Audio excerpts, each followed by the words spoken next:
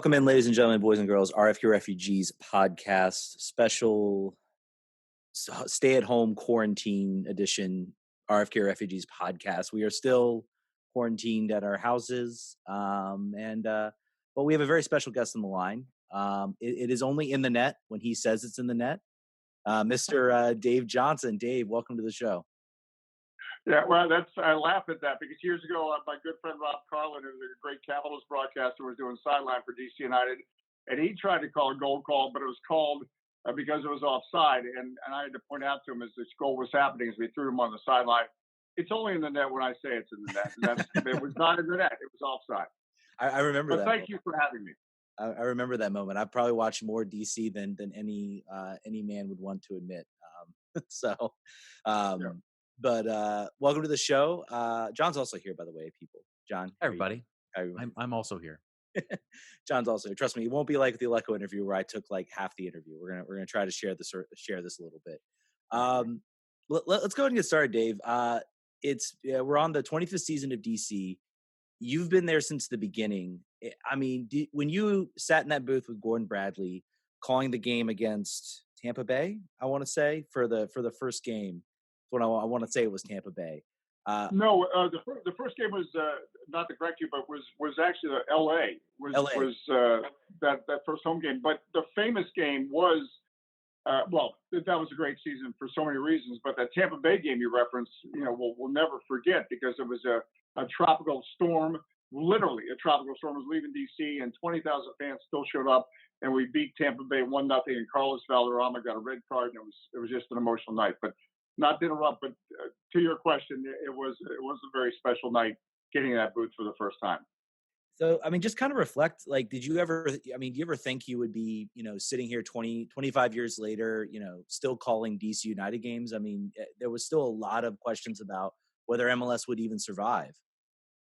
Well, absolutely not. And not that I didn't think it would be possible to be 25 years, but that's why as we started this conversation, I'm so grateful that you're spending some time with me tonight, and we're talking about DC United and soccer because it's a situation where I grew up as a fan of the NASL, and not to bore people with that story, but became such a fan of the Washington Diplomats, and all of a sudden it was taken away.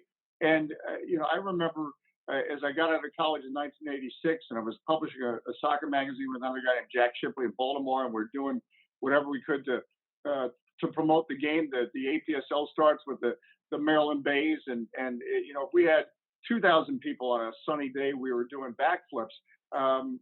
There were a lot of years there where you thought this is just never going to take off again, because look, there were some glory years with the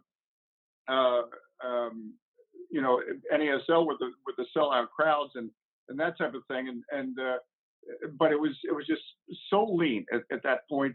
I still remember, and it was emotional, I think, for Gordon to be in that stadium, that night for our first DC United game, because when I was doing the Washington Stars, Gordon's team that played in Fairfax, Virginia, we were coming back from a road trip. It would have been in 1990 in Florida, and we had played believe it or not, the Fort Lauderdale Strikers. And in those days, you played 2 games on a weekend. We played the Miami Sharks and Fort Lauderdale Strikers. And as we were coming in for the landing at Dulles Airport, all he could see was, soccer fields. And he turned to me and said, well, at least we did something right. And it was a very melancholy moment because everyone was playing the game, but we were not a soccer nation in terms of some fan support. And so fast forward to where we are now, but fast forward to what Gordon and I were able to enjoy in 1996 with the wonderful support right out of the gate and the supporters groups and the way the fans and supporters embraced DC United from the start. It's very emotional for me. I mean, this was, I've told the story before that soccer and the NASL at that time was kind of like my link to joy and happiness, because my mom had passed away from multiple sclerosis at 15.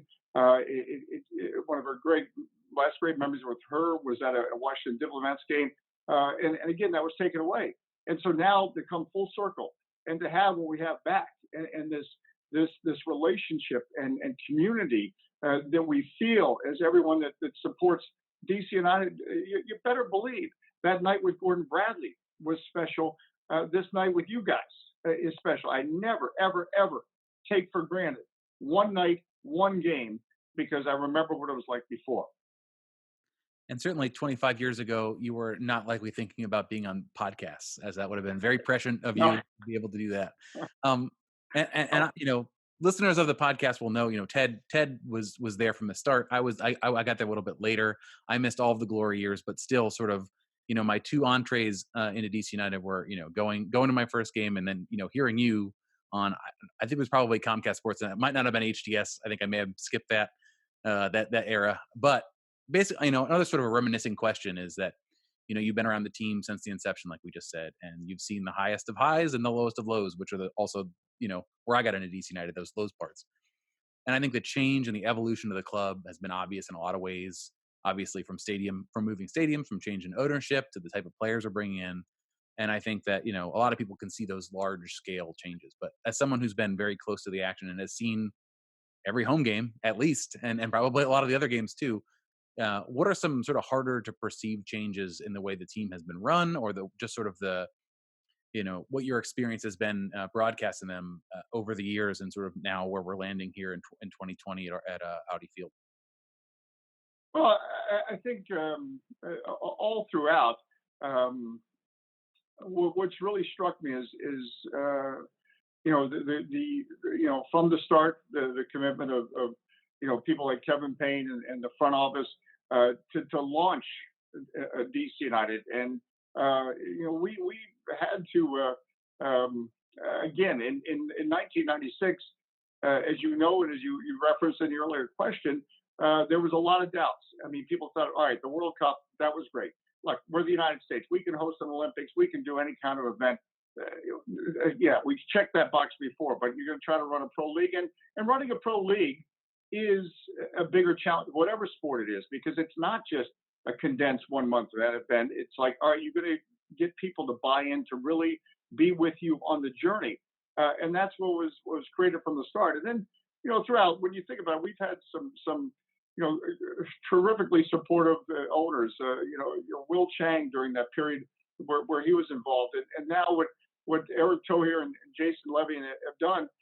I don't think, and now that the group is increased with Steve Kaplan and others, I don't think it can be overstated how much the importance of what has happened over the last 8 years to this club, because Major League Soccer has become truly Major League and big league. We needed to have an ownership group that was able to make a stadium happen in the nation's capital. And I still, as I walk up for every home game, it's amazing to me that we're not only in the nation's capital. Forbes magazine says we're the coolest neighborhood, one of the coolest neighborhoods on the planet. We're at the point where the Anacostia and Potomac come together. It is so hard to get things done in DC, and that's not a slight on DC. It's just for a lot of reasons. It's hard to get stuff done. Ask the folks in New York as they try to get a stadium done inside New York City. Ask the folks in Boston. When you're talking about a major northeastern city, for lack of a better term, it's hard to get it done. And this ownership got it done, and that was a critical component to making DC United, quite frankly, viable. Make no mistake. My gut feeling is that if you don't have that commitment from Jason Levian and he's able to form the ownership group, you could have had another San Jose situation where they moved to Houston, because there was going to be a time where we ran out of time. Unfortunately, that didn't happen.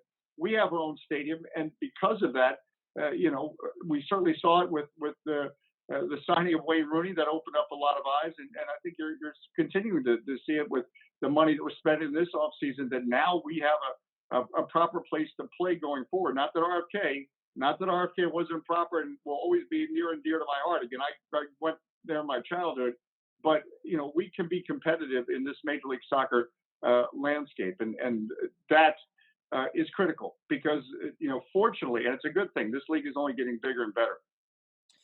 have you noticed, you're definitely certainly around, sports reporters, and, I'm not asking you to name names, but I'm sure there were, there had to be some people that, were like, oh, soccer, soccer's never going to make it here.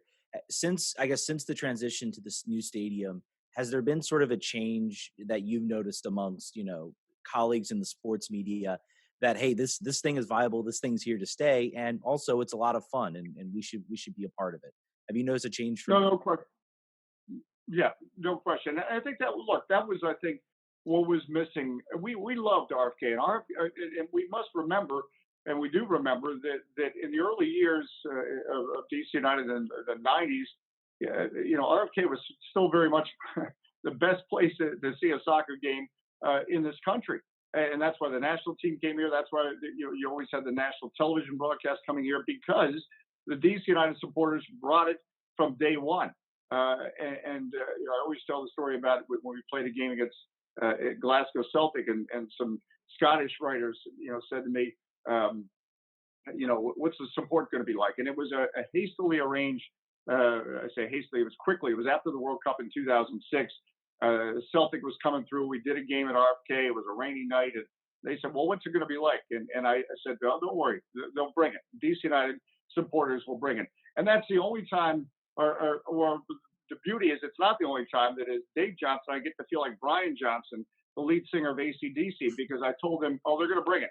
And sure enough, at halftime, those Scottish reporters came over to me and said, "You're right," because the stands were bouncing and the place was rocking.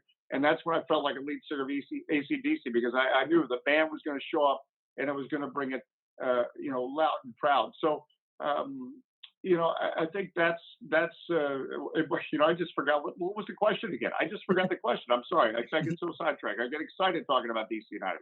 Well, I think you kind of, I think you sort of answered a little bit. I guess sort of with the transition to the new stadium. Now it's like, okay, DC has a permanent foothold in. Right. Have you noticed a change Right. in? No, yeah, and that was what we were losing. What I started to say at RFK was, we were losing some of the audience that, did you want to bring your date out to RFK? Was it going to be a cool, hip place to play, a place to be? And look, that helps every sport. The Capitals, as they had their great rise, not only with their play, but as they picked up the fans because of their play. It's not because suddenly this became overnight a hockey brilliant city. It just was a place to be. And then once you got there, and then you want to be more part about the game and learn the game, the same is happening with DC United. And I think about my colleagues at NBC4, WTOP, that will say, "Man, that Audi Field, that experience was incredible. I can't wait to take my kids again." And these were people that didn't go to games before, and you're starting to within newsrooms. I think about last year, the opening game. There were a lot of different sports going on, but it was our opener, the Frozen opener against against Atlanta. And the next morning, I was deciding, should I should leave with DC United at that point and over something else. And 20 years ago, you never would have been able to bring that up. But people in the newsroom, the editors, 25, 30 years old, are saying, all my friends are talking about DC United. You didn't hear that 20 years ago. 20 years ago, you really had to justify coverage. I remember one morning I led with a Open Cup game, and the news director comes into me and says, what kind of crowd did DC United get? And I said, well, they're averaging about 18,000 a game. And he said, oh, okay. And he walked away. I was kind of skirting the truth, because for that Open Cup game, they only had 2,000. Right. But you don't get those questions now, because we've got the consistent audience, and that's it's still a battle to it's still considered you hear the phrase the four major sports. And as I tell people all the time, look, when you have a league that's been around 25 years, that is averaging 20,000 a game, that has the stadiums that it has, I think it's time we get rid of, we don't have to say the big five. We don't have to say the five major sports, but I don't think it's accurate anymore to say we only have four major professional sports leagues in this country. By any metric, in my mind, Major League Soccer is very much major. Yeah, we obviously agree. So sort of a joke question. Do you miss the angles and the positioning and the lack of sun at RFK, or is the lack of wasps and raccoons make Audie feel the better situation for you? Yeah, we the broadcast professional would come out, and me and John Arch or Santino Quaranto, whoever was Garth Lagerway, Thomas Rongan, whoever's in that booth with me at RFK, that we would have to continue broadcasting sometimes while wasps were swirling around you, and it just makes you realize that as a broadcaster, you'll just keep talking through anything, regardless of the fact that wasps could probably hurt you. And if it was just in the street, I would be swatting and running for cover. But yeah, so I I don't miss the wildlife at RFK. The beauty of RFK, there's going to be, we're always going to have RFK, and now we're creating. Now you're feeling it. Now you're sensing it. We're creating, Audi field memories. Yeah, I mean, certainly the goal that we play over and over again with the Rooney tackle to Acosta, the game winner, or all those memories are starting to happen. I think about it. I understand it didn't end well, but this is what gets you excited about the future and what this club means and can mean to the city. That game, the playoff game in November against Columbus, while it didn't end well, you couldn't get a ticket to that game. You could not get a ticket to that game. That place was filled. The atmosphere was tremendous, and that's for me another Audi Field memory, not because of the result, but because, all right, let's start to have more playoff games at home in the cold of, maybe not November, maybe November this year for other reasons, but it's coming, that it's going to be a very special venue. It is a special venue now, but you're starting to feel it belong to us. Yeah, particularly that game, the Columbus game. I remember somebody posted a video in their house. They lived maybe a half a mile away, and when the goal scored, they posted audio of inside her apartment, and like the walls were shaking in her apartment Yeah, blocks away. I was like, yeah, this is what you're talking about. This is what you want to have happen. Sort of right. going from fighting wildlife and other flying objects at RFK. What if it? This is a question that I think comes up a lot from people who are not in the business and people that are only watching, occasionally or don't have a big experience with it. But seeing someone call a game remotely to the novice seems like a thing that would be almost impossible, like a real big challenge. And as you know, we understand a little bit now more that this is sort of commonplace in a lot of soccer leagues, MLS specifically. But so, what are the challenges that you've experienced? And now you've done this now for a long time. But what are the challenges of actually broadcasting a game remotely? And has the experience of calling a game changed for you? DC United's been on 4 or 5 different stations at the time. Is it, from your experience, pretty much the same no matter where the game is where what network is hosting the games, or have there been changes and differences for you? I think I'll take the last part. Just with, I think it's been great, and I hope people take advantage of it. That for the last, regardless of where we've been, whether it was, obviously, again, it's our broadcast. It's a DC United broadcast. So as DC United has taken the broadcast inside, since 2016, we've had a consistent half hour, pre and post game to amplify the coverage. And it's not just about not just about the time, but it's about, well, I guess it is about the time. At the end of the day, we're fighting for real estate and a chance to talk and express about our game. And so from that standpoint, I think, we just try to keep making the broadcast better, whether we're calling it remotely or at the stadium. And so, and that's,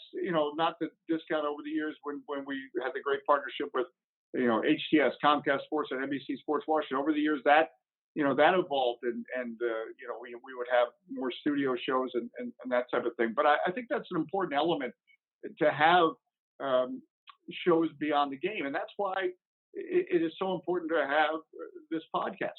Because if if we're just having a game and that's it, and then people aren't talking about it on Monday, Tuesday, Wednesday, Thursday, then you're losing some of the connectivity that's so essential. You think of what makes the NFL so popular. It's not just the game on Sunday. Then everybody talks about it and debates it and all week long. And that we need to have that kind of culture in soccer. It's the culture that exists, needless to say, around the world. You can only play one game a week, but you need to talk about it 7 days a week, or I shouldn't say need. You should want to talk about it 7 days a week, but it's important to have the platforms to do that. From a standpoint of calling a game remotely, and the point is we've been able to get every game on television the last few years, and that's critical. As you guys know, there's been some years where there'd be a game and you couldn't watch it. So it's important that's part of the connectivity that I just talked about. If you want, and then not just for the hardcore supporters, but if you want people to get interested in your club, you want them to start following every game. And that's how the person that comes to 2 games a year suddenly buys 6 tickets a year, 6 games a year, and then suddenly becomes season ticket holders, and suddenly they're painting their face, they're banging the drum, and they're getting a beer shower, and all is right with the world. Calling a game remotely, the challenge is this: you don't know what's coming at you. I mean, think about how you go about your how we have this conversation. You're in control of what you see with your eyes, because you're saying, well, I'm going to look to the left, I'll look to the right, and I'll look and see that Dave Johnson hasn't shaved in 3 days, and you can tell that. Whereas when you're trying to call a game remotely, you don't know where the screen, where the director is going to cut, and where the shot is going to be, and it is a great exercise in concentration. You can't all of a sudden look around because you might miss something. And so it is I say challenge. It's calling and talking about soccer. So it's the greatest job in the world. I should probably come up with a better phrase with that, but we've got to be as locked in as the players. Otherwise, we're going to miss something just like a player would miss something. So I wanted to sort of maybe take a step back and talk about just the sort of broadcasting soccer as a whole in this country, because it certainly had there have been sort of very, very different philosophies that have sort of been brought forward, and I guess one of the things I was very frustrated, I guess this was around like the mid 2000s, was ESPN, Fox Sports, soccer, I guess Fox Soccer Channel, and even some of the local MLS teams were sort of bringing in these sort of British, I will say it, British voices. And I'm not saying that necessarily I'm against the idea of a British voice. I think Arlo White's fantastic. He was fantastic when he was calling MLS. Adrian Heath does a really exceptional job, but it seems to me that I want MLS to sort of get your own style. And I guess hearing you're certainly not you don't you're it's in the net call. The goal call is fantastic, and I love it. And every time I feel like there's a part of a DC goal that's missing when I don't hear that when DC scores. So I wonder, do you certainly feel that in some cases when a network says, well, we need Martin Tyler to come in, he should be calling these games. He's British, he knows what he's doing. Do you ever feel that sort of sense, or am I maybe pulling a little bit too much out of that argument? Yeah, I mean, look, they're all all fine broadcasters, I've always said, uh, for years, there's not just one way. Soccer is the world's game. Football is the world's game, and it's not just one country. So it's not just England may have given the world soccer, but that doesn't mean that's the only way that you should broadcast it. That it's the only way that you should have. That should be the only style, if you will. Obviously I'm American, and I think that okay, this is we should, and that doesn't mean there shouldn't be British announcers. I'm not saying that. I'm just saying that just be authentic, and we can have our own style. We don't need to copy anybody else's style. That we're our own league with our own style, just by the fact that we're an interesting amalgamation of players. And that's why I don't, people will say nil is a soccer term, and I don't think nil is a soccer term. I think it's a British term, and maybe I'm wrong, but I mean that's why I'll say 1-0. It's just because I don't go around saying nil in my ordinary life. So I just talk how I talk. Um, so I think it's what the public, um, uh, I guess, accepts, but I don't think there needs to be the belief that the only thing they will accept in soccer is if it's called, by a British voice. That's like if you know in leagues, if in England they started getting a big basketball league or whatever, that they could have their own voices calling that game. You wouldn't need to import um, American announcers to call basketball games in England because you know at the end of the day it's soccer. It's not uh, you know that complicated, and we know the game. We don't need um, we don't need somebody to come over from Europe or anyplace else to explain the game to us. Once upon a time, we did. Back in the, I have old tapes of games in the '70s, and they would literally have to, well, up and even around the '94 World Cup, they were still explaining offside and taking, and the games were more like an education tape than a play-by-play broadcast. So I think that I remember there was a large argument that it's important to lay out and let a game breathe. It is. It's important to let every game lay out and breathe. Every sport rather, because that's the point of television. You don't do it like I do both television. I obviously I do the Washington Wizards radio play-by-play. It's two different disciplines. So you don't talk as much in television. Having said that, if you're trying to get people excited about a game in a stadium where it doesn't have that built-in enthusiasm, you might need to gin up things a little bit. And that's not saying to falsely create um, something, but even though maybe the stadium atmosphere is not the greatest, that doesn't mean that the players are not still giving their all on the field, and that doesn't mean there's so many games within a game going on. So, yeah, I don't know what the answer is, and certainly, there's been a wave of announcers that have come over and from Great Britain, and they do a wonderful job. And at the end of the day, it's at the end of the day, which I think is a British phrase. It's up to the public to decide. But I think the important thing is um, you you try to, as a broadcaster, it's important. I always tell this to young broadcasters: just be yourself, be authentic, be who you are. Don't try to say, "Well, I'm calling soccer, so then I'll, let me throw in some phrases that I got in the dictionary. Let me try to sound British because I think it's a British game." Because if you go around the world, every person experiences the soccer broadcast differently. Not every broadcasting sounds like a English broadcast. Yeah, and I think the biggest thing is just the care and attention.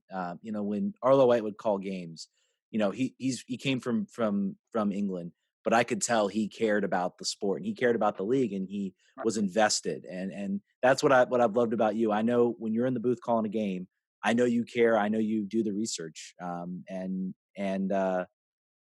that's what I've always appreciated, and that's what I appreciate about any broadcaster. So is when I'm watching Well, the game. Go ahead. right, exactly. It's important. You want to look. We're in this together. It's a the term is broadcast, but it is meant to be a personal connection, and that's why I love being at every DC United event, and because even though they throw me in a booth during the game, I don't want to be disconnected um, from you and everyone else. We're all in this together, and that's what's been personally great for me to be on this journey with DCI for 25 years because it really is like family. And I know that's a that's a term you throw up all the time, it seems, but I can not stress more that how sincere it is for me to say that DC United to be a part of it, and with the supporters and the atmosphere that's created and the passion and care really does feel like family. And you know what? It's darn good to care about something so much that we want to wear jerseys, we want to scream and yell, and nobody calls the cops. And then we get together and we talk and we just celebrate the game. That's not a bad thing, and I think in these times more than ever, it makes us realize it's nice to talk about this. Yeah, we talk about that all the time on the show, and just over time is that this team is different. Like this sport in this city and this team are different. You have great insight into a lot of the sports in this town and sort of just the nature of fandom. I'm a big Nationals fan. I would not say I'm part of a group when I'm at a Nationals game. I'm just with a bunch of Nationals fans. But if I'm in Audi Field or I'm RFK, it feels much more community oriented. It feels more like we are all connected. And I think that having you be the through point from 25 years ago to today, being there for all of those major moments, being there as the MC at the new stadium, or when Marcelo Gallardo got brought in, or any of the things that happen over time with DC United, having that singular connection point makes it even feel more like that family you're talking about. So we couldn't agree more. I have one more sort of announcing question that I've always been curious about is that um teams you'll go through the entire season where you're broadcasting the games. It's a great team and they're running away with it. They're in first place and you've been lucky to call these games where you've seen just awesome games and it's been a pleasure. And then they go to the playoffs and then that's it. You're done. Now you're handing off the baton now to some people that have seen some of the games maybe but don't have that sort of close relationship you do with this particular team in this particular season. I know this is just part of the game and you've been going through it now forever, but what does that honestly feel like to sort of have to give something that you've helped shape the sort of every season has sort of a narrative and has sort of a vibe to it and you're a part of it when you're calling it, and then you have to be like, here you go, here's this thing that Yeah. we built, please enjoy it and don't break it. Well, it's personally, it's difficult, but you certainly, again, getting back to my story of the game, that, but I never lose appreciation of all of Major League Soccer's partners, and nobody's putting a script in front of my head saying that, but let's face it, the Foxes and the ESPNs and um, the Univisions, their support is vital to the lifeblood of our league. And that, again, nobody put that in front of me to say, but I say that as somebody who has lived through leagues that failed, teams that failed, et cetera, et cetera. So I don't lose appreciation for why we need them and why they're such an important part of the equation. And I've been lucky enough to do some work over the years for Fox. But yeah, it's a tough thing, not to cover. We've won a few MLS Cups, right? But I've never been able to call one of those MLS Cups. So yeah, that's something I certainly have missed. I think about the first one for in '96. I was working at Fox 5 here in DC as a sportscaster as well, and I was sent up to cover the events leading up to MLS Cup. And then on a rainy Sunday morning, I had to get on a plane and fly back to DC. And I was working that night at Fox 5 as a sports anchor.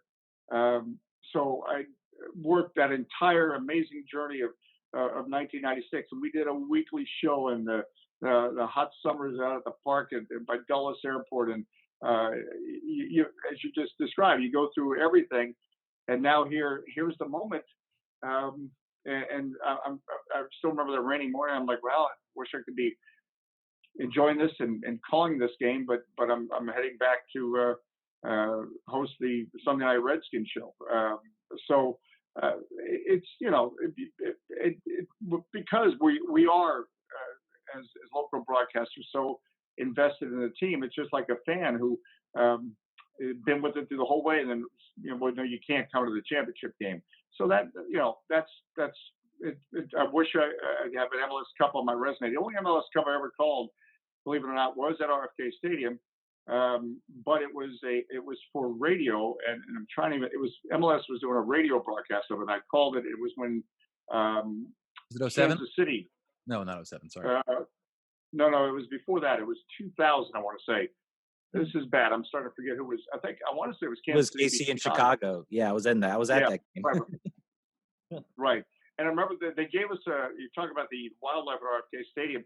They they gave us a booth or it wasn't even a booth. It was a desk at the very top of the upper deck of RFK Stadium.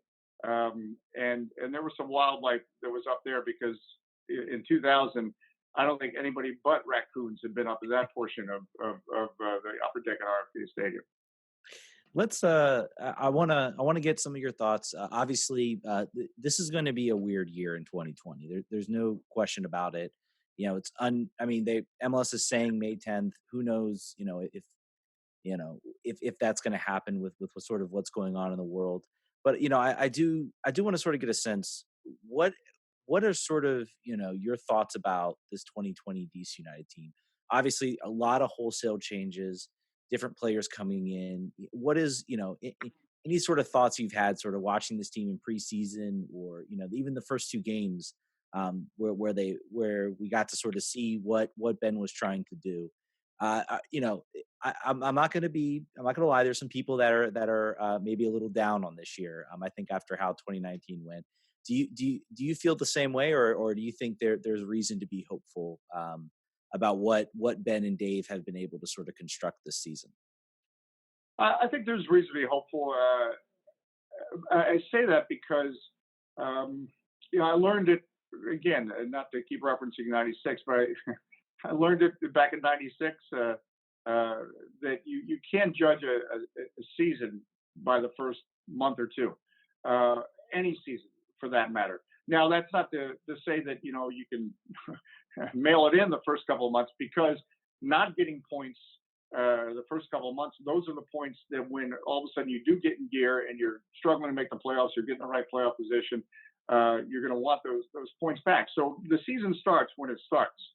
But I think given the number of changes this club has been through in the off season, because look, that's what happens with teams. You have to change, adjust for a variety of reasons. I think obviously the Wayne Rooney time ended sooner than we thought it would. He liked being here, but it was for personal reasons. So you have to adjust and shift. We go from building a team around him to, all right, it's going to be a little bit different. And it's in the soccer world, I always tell people it's not that easy to adjust and shift, because you're competing with the entire world for certain players, and you can it's not like you're any team in Major League Soccer for that matter. It's not like they're Manchester City and they can just go out and buy 10 players and call it a day and put it out there and see what happens.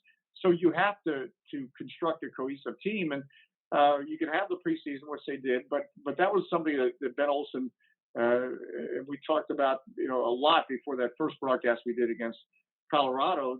And he knew it and was talking about how, look, this is going to be, I hate to use a cliche, work in progress, but that's the reality. So I think what is going to make this interesting, and anytime for whatever reason, and you look back at the history of sports that have had to stop seasons, certainly not for anything like this, it's how you once you eventually get playing, how you come out of it probably will dictate how you get going, because that train is going to be going fast. It'll likely be, and I say likely, none of us know what tomorrow's going to bring, but if we're going to get any kind of schedule in and try to get as many games in, it'll likely be a busy schedule, and that's going to add to the challenge of it. So I think that 2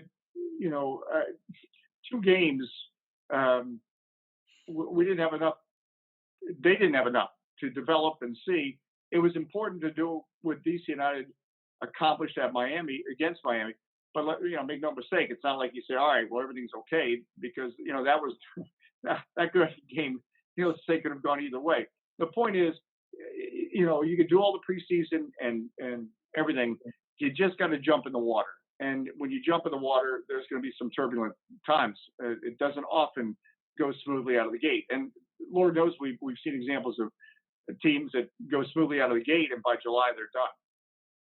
Yeah, it seems like everyone's going to be in a uniquely bad situation with this sort of stoppage, as far as staying fit, practice, cohesive, team philosophy.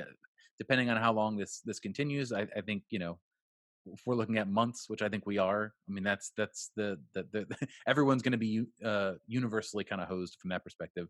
I would say teams that are a little bit deeper and maybe teams that have a bit more consistency year to year, where they're not having to learn tendencies the way DC, the attacking third, we're having to just figure it all out here on the go.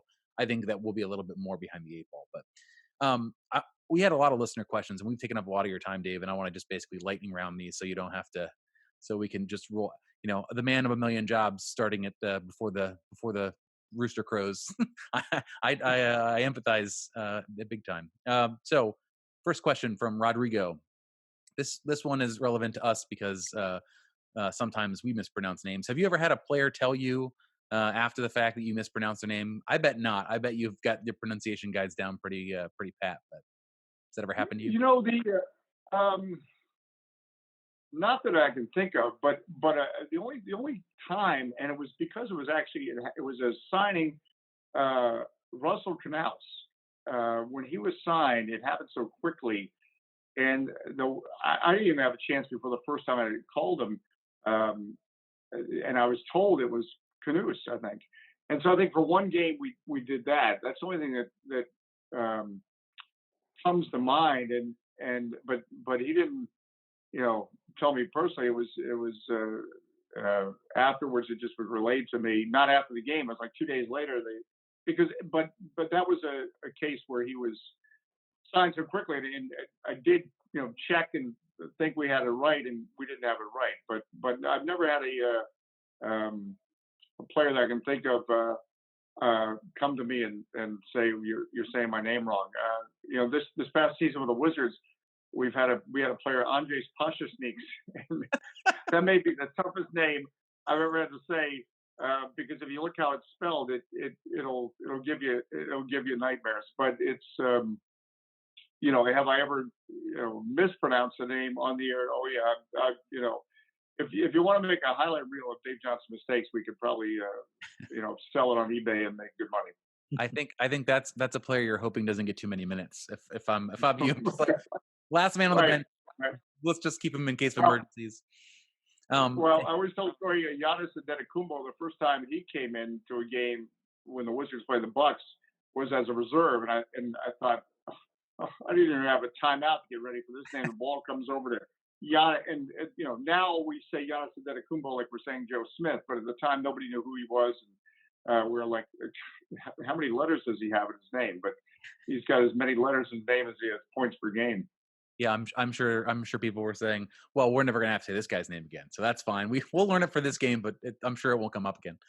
He also asked if you weren't doing the job you're doing, the jobs you're doing in the sports industry. Do you know what else you might have been doing? Do you have a unexplored professional passion that you've not gotten to run down? No, this is it really is I'm so blessed that I'm doing what I'm doing. I mean, it's what I I always tell the story. It's what I did as a kid. I broadcast games to my mother, and telling some of the story that other fathers would probably go to the work and be able to brag about their kids doing great athletic achievements. My dad would probably go to work and say, well, my son is in his room and he talks to himself a lot. So it's what I've always done since I'm I'm not that much brighter than I was when I was 6 years old, and that I'm still basically doing that. So I'm blessed to do what I do because and it's not just the broadcasting part of sports. I've always loved all sporting events where you think about it for 2 hours or 3 hours or whatever it is. That is just such a happy and joyful time for families or friends to get together. And yeah, maybe the result's not always going to go your way, but that's a shared frustration you have with your fellow supporters. So it's just an environment like no other, and I think it gives us every kind of emotion that you can think of, and that's what hooks us, keeps us going back, because that's what keeps us through years when it's not going so well. Yeah, we're frustrated. Yeah, we're upset.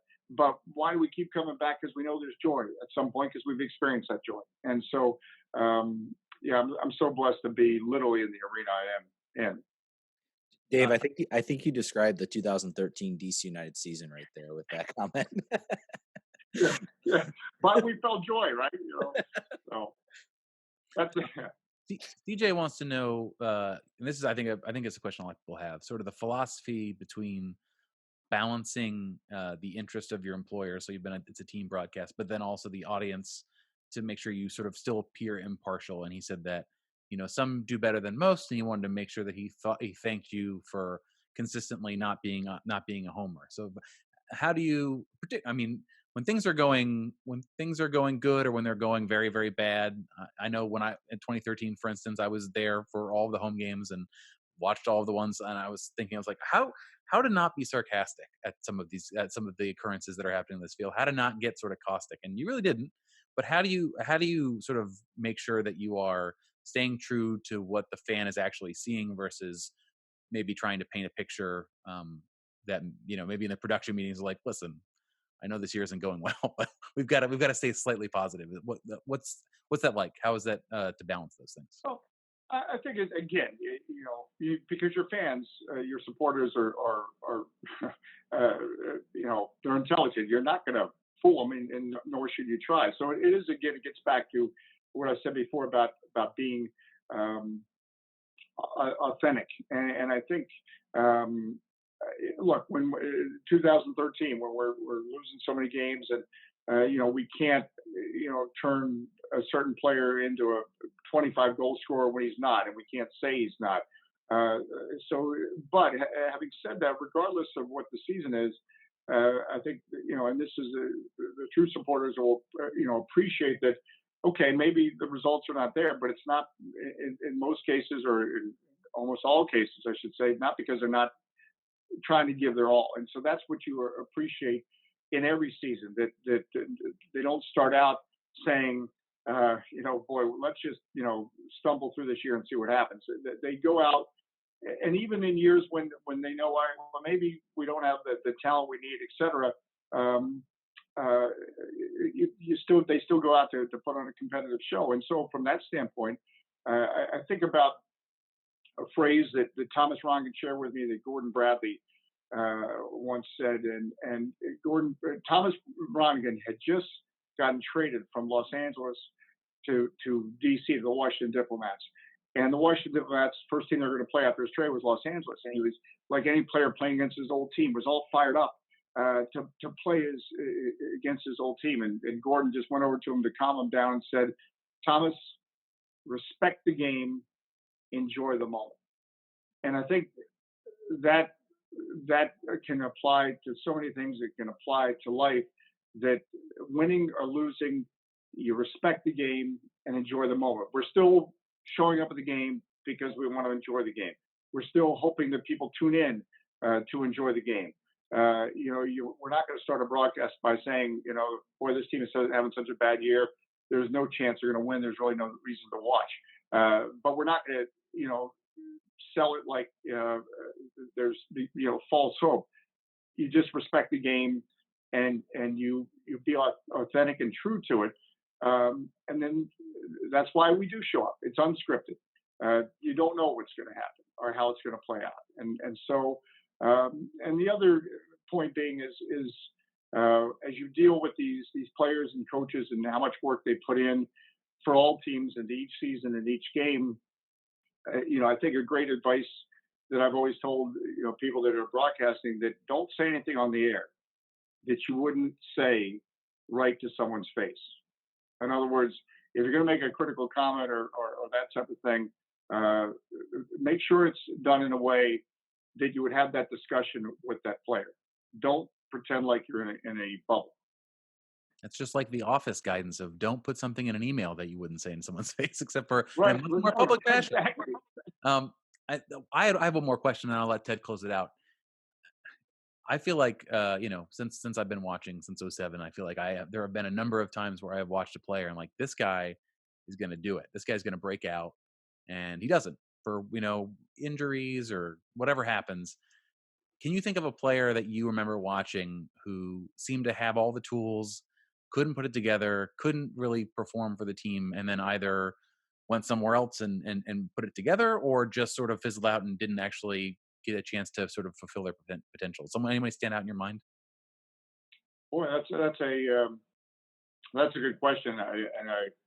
I wish I was better better prepared Sorry for it, but about that's that. because I know no, I know there has to. I mean, nobody jumps out obviously right away, but I know there has to have been one because that's that's part of the dynamic of any game where you could say for whatever reason a player just isn't a fit for that team and that dynamic, and then they go on to the next team. You're like, wow, where did that come from?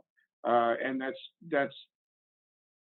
just circumstances. And it's look, I tell people all the time that sports teams are just like offices, and sometimes you thrive better in certain office environments, and then sometimes you really don't shine. Sometimes you're forced to play out of position, and it really doesn't show your true worth. So um, I'm sure there has been, but off the Yeah. top of No, my head, I can't think of one. and you think of a player like Chris Pontius who left and was able Right. to Yeah. put it together. And that was, we talked to Aleko about that too. About he had a conversation with his coach, and it basically was, with all the concussion problems he was dealing with, he's like, I don't want you out of here, but for you, you need to go. This is just not going to be good for you. Right. So I think there's probably been a couple of those over time, but it's that's Yeah. that's the beauty of sports, right? Is not being able to pick it, and sometimes it surprises you.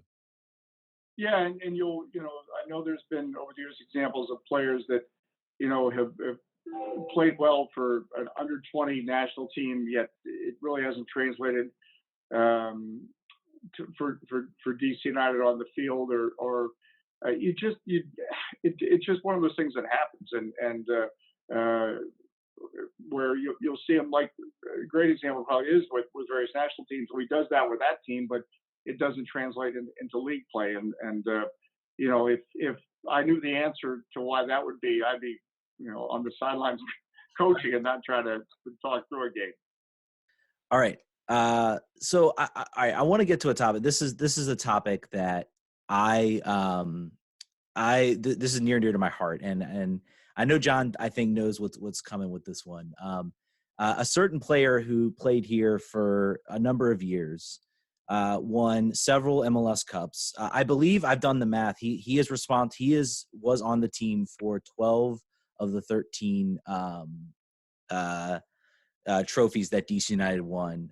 Yet for some reason he is not a part of the U.S. Soccer Hall of Fame. And there are a lot of MLS players that I can think of. I think Edson Buttle's one who held the goal scoring record.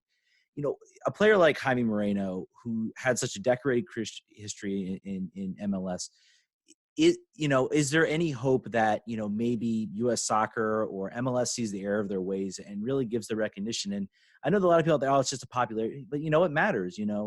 If I choose to have kids and I take a trip down to to the Soccer Hall of Fame, I would love to see Jaime's plaque up there, and then I get to tell my kid all the stories about watching Jaime play, the amazing goal he had in 2004, just all those things, and that's for me, that's missing, and I'm curious if you feel the same way, or if you feel sort of the same frustration. Time after time I see the votes and he gets like 30% of the vote, and I'm like, what's going on here? Why can't more media members see his value in him being in the Hall of Fame?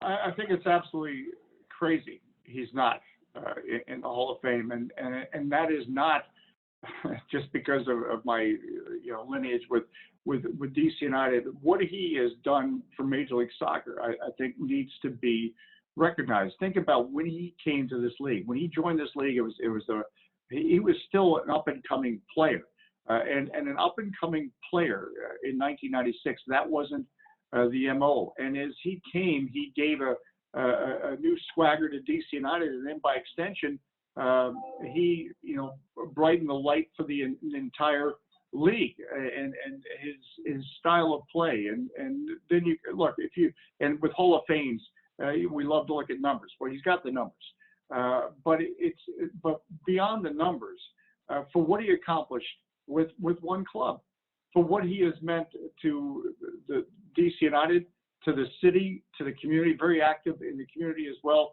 So if you're going to go down a checklist of reasons why he should be in the Hall of Fame, he it checks off every possible box and then some. So it is one of those things that is it because he's an understated personality? Is that keeping him out? He's not a big outspoken guy, but he shouldn't have to be, because his play did the speaking for so many seasons in black and red.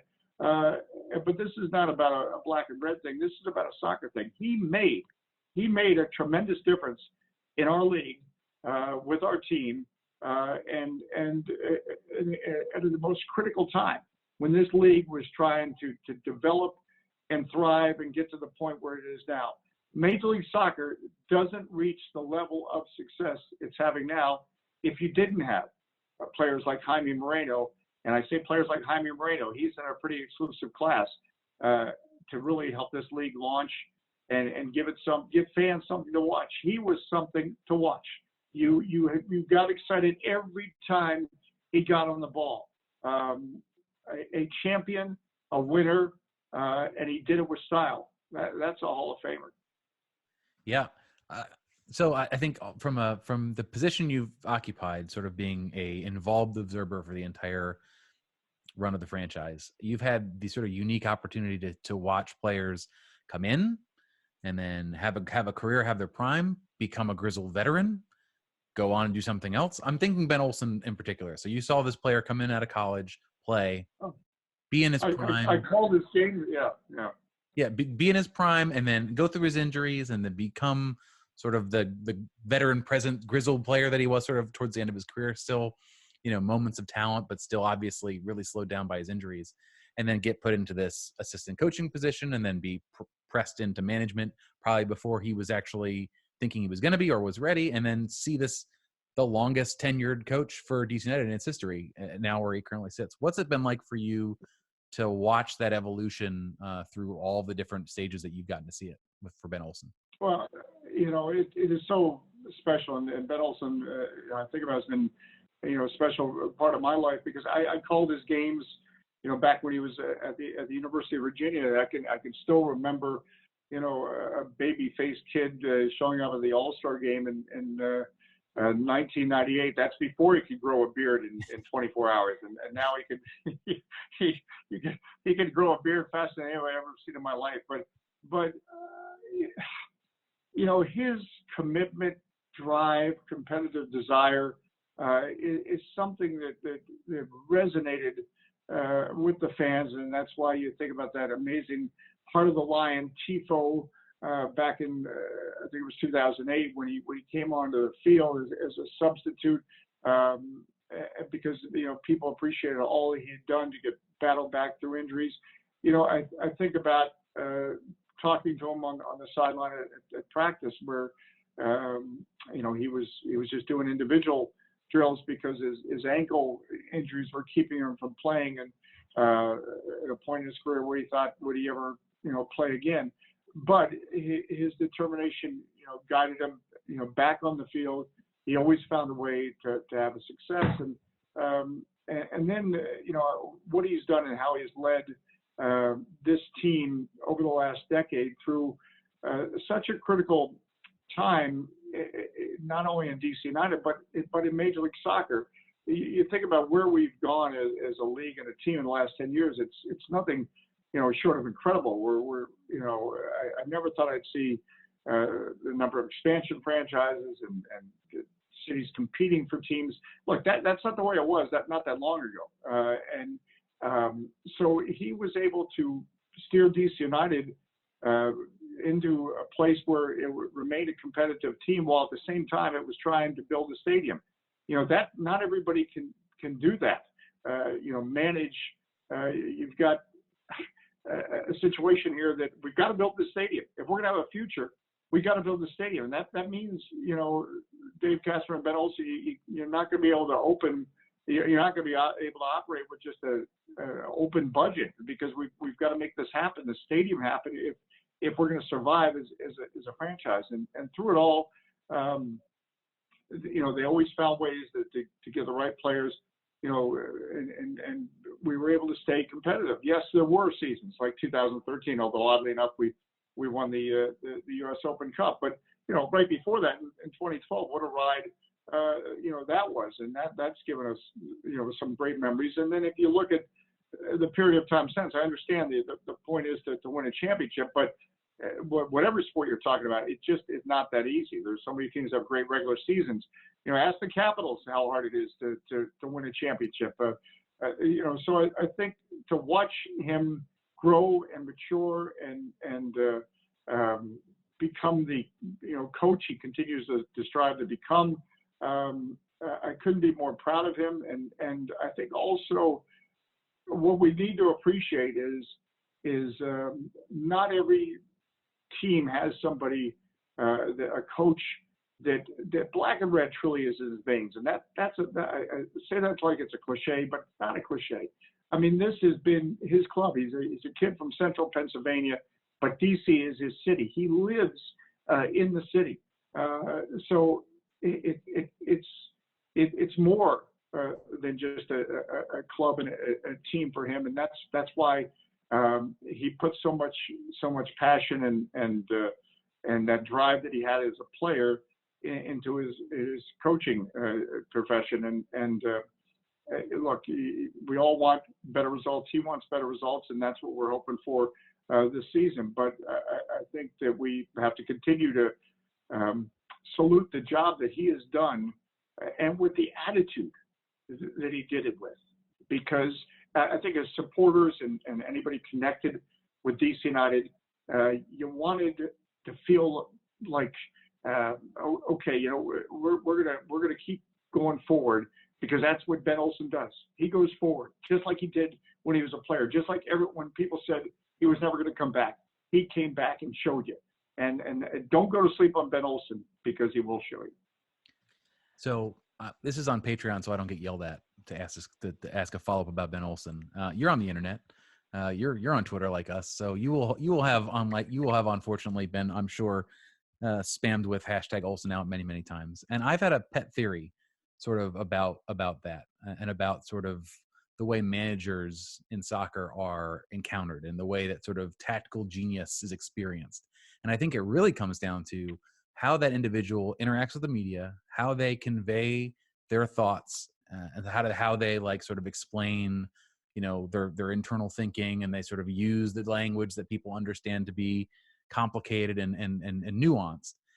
And I think Ben is somewhat of a disadvantage, not because he's brusque with the media necessarily, but I think that his personality on the field is his personality, and that personality, when it translates to the media, is I'm hardworking. I value intensity. I value aggressiveness, and those things matter to me. When I pick a team and when I identify a player, those things matter to me, because they matter to me as a player, and they served me well, and I was able to do the things I was able to do with those things.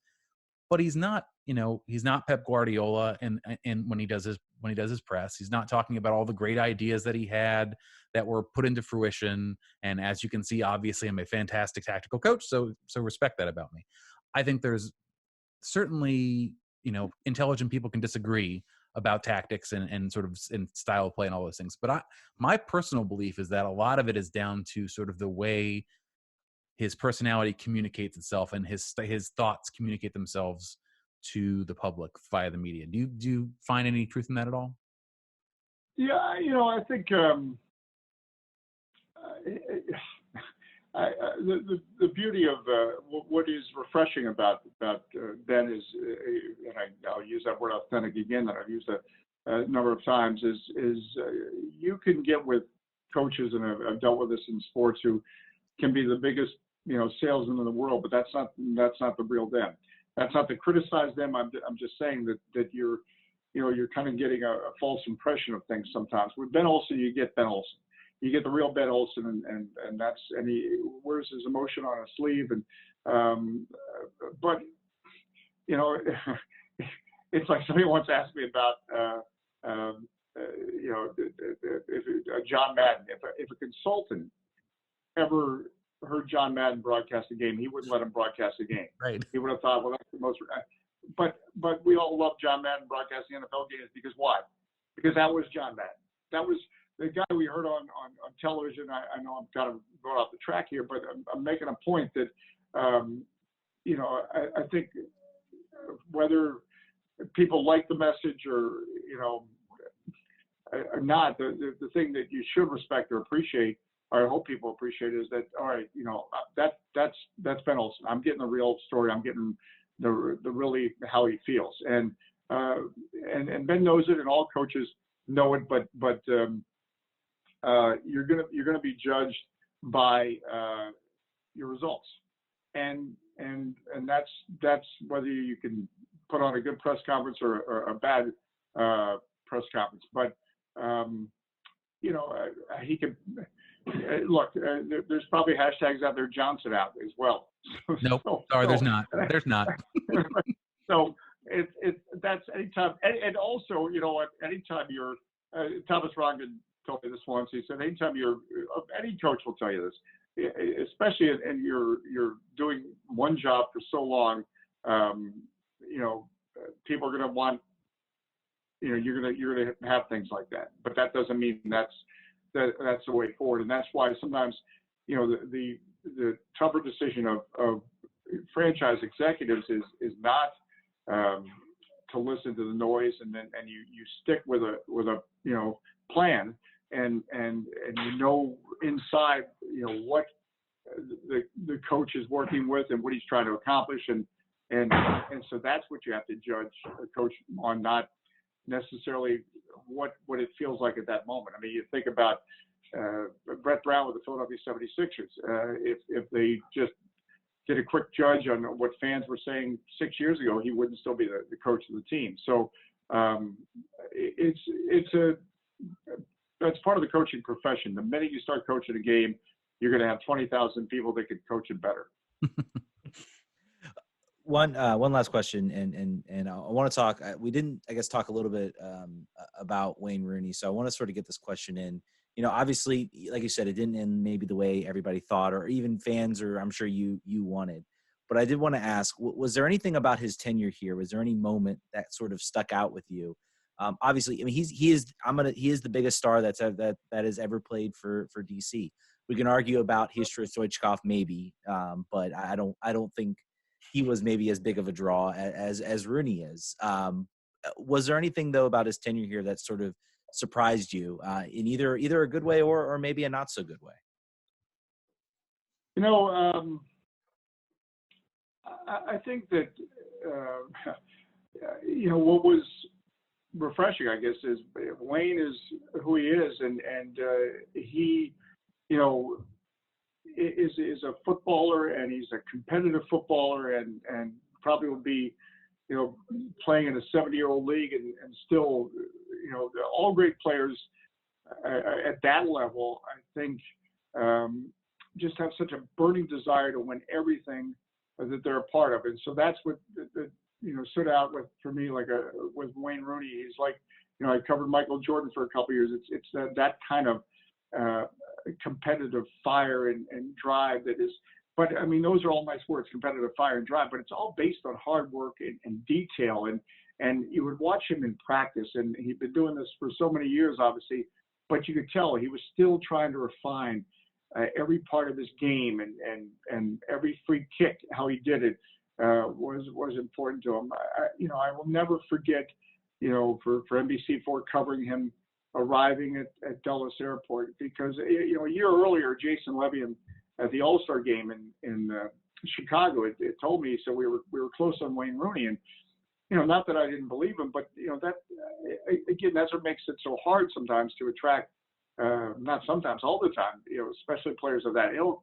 It's not just Major League Soccer or DC United competing for services. It could be a team in China or God knows where, because it's not like our other sports in America, the NBA, where you're definitely the best league in the world, so that everybody's going to want to come to you.